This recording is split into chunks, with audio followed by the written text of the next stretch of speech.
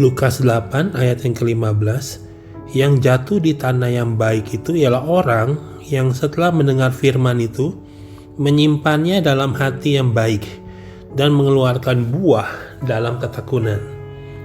Yesus mengajar bahwa benih itu harus berbuah.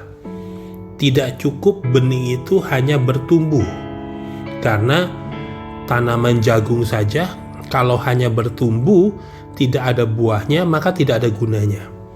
Banyak orang yang beragama Kristen berpikir mereka sudah bertumbuh karena sudah bisa berdoa, mengerti ayat-ayat firman, dan membantu pelayanan.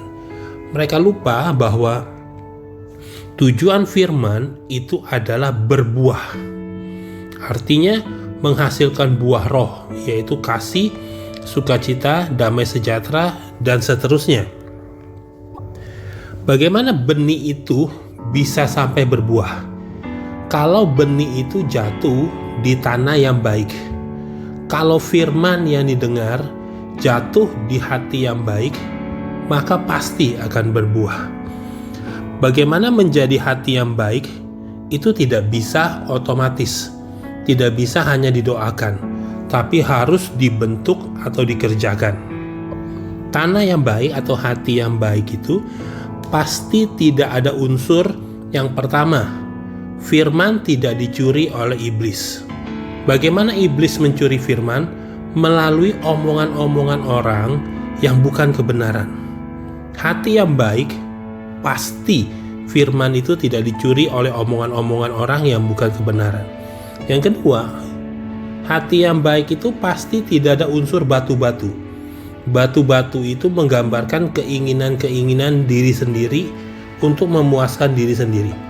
Yang ketiga, hati yang baik itu pasti tidak ada semak belukar, tidak ada kekayaan atau kenikmatan hidup yang ingin kita miliki. Jadi penting untuk kita mengerti bahwa hati yang baik ini tidak ada unsur omongan orang yang bukan kebenaran. Tidak ada unsur keinginan-keinginan diri yang ingin memuaskan diri sendiri. Tidak ada unsur merindukan kekayaan atau kenikmatan hidup. Akibatnya, waktu firman jatuh di dalam hati yang tidak ada unsur-unsur seperti di atas tadi, firman itu akan bertumbuh dan berbuah. Mari kita lihat di Kisah Para Rasul 17 ayat yang ke-11.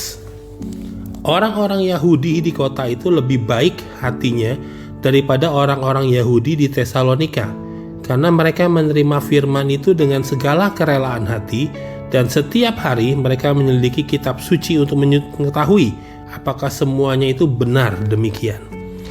Waktu hati itu tidak ada unsur-unsur omongan orang, keinginan-keinginan diri, kekayaan atau kenikmatan hidup, otomatis hati itu akan menyelidiki firman dan menyukai firman, sehingga akhirnya firman itu jatuh di tanah yang sungguh-sungguh baik.